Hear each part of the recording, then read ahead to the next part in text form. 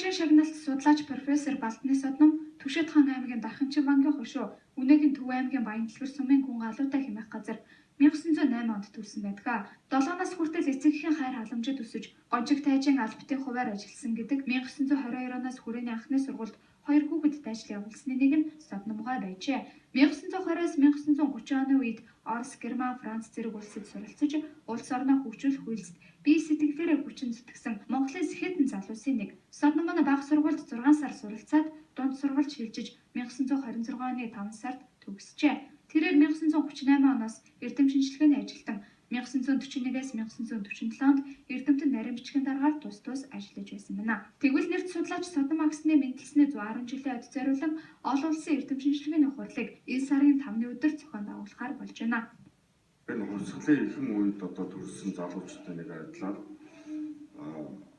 Бадмингийн Содном бол Орос улсад, Герман улсад, Франц улсад явсан анхны сурагч оюутан ийм хүн байсан. Тэгээд энэ хүн маань бол сүүлд энэ олон сургуулиар төгсч ирээд тэгээд манай ил зохиолын хүрээлэнд 50 оноос хойш насан эцэстэлтэй цэрэн дөржийн хүүхэд, Сүхбаатар инженерийн хүүхэд гарсан юундаа эртээ уралдаан шалгалтанд ороод манай шалгаа явж исэн байгаа.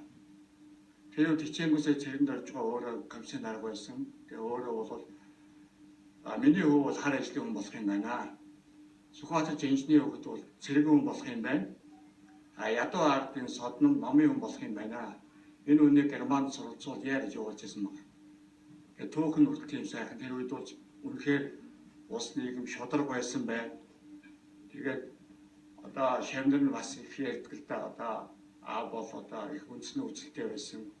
Тийм учраас бол ардын аман зохиолыг маш их тулгуу үзчихсэн. Бүгдийн цаасандаа буулгахын төлөө зорж ирсэн тийм юм байна. Судлаач уран бүтээлч Содном агсны бүтээж туурсан зүйлс олон бөгөөд 24 ширхэг ном тавхимал 70 гаруй өгүүлэл бичиж нийтлүүлжээ. Уран зохиол ардын аман зохиолын талаар олон тооны өгүүлэл бичиж цуглуулсан их хэрэглэгдэхүүнээ эмхтгэл болгон хэвлүүлж байсан байна. Ардын аман зохиолын цэцэн үгс 1935, ардын аман зохиолын эмхтгэл 1956, Монгол ардын зүйрэг 1956, Монгол онцгой төвөр 1938, Монгол хошин үлгэр яриа 1961, явган үлгэрүүд 1956, мал аж ахуйн холбогдолт ардын аман зохиол 1946 болон 1956 онуудад нийтлэж байжээ.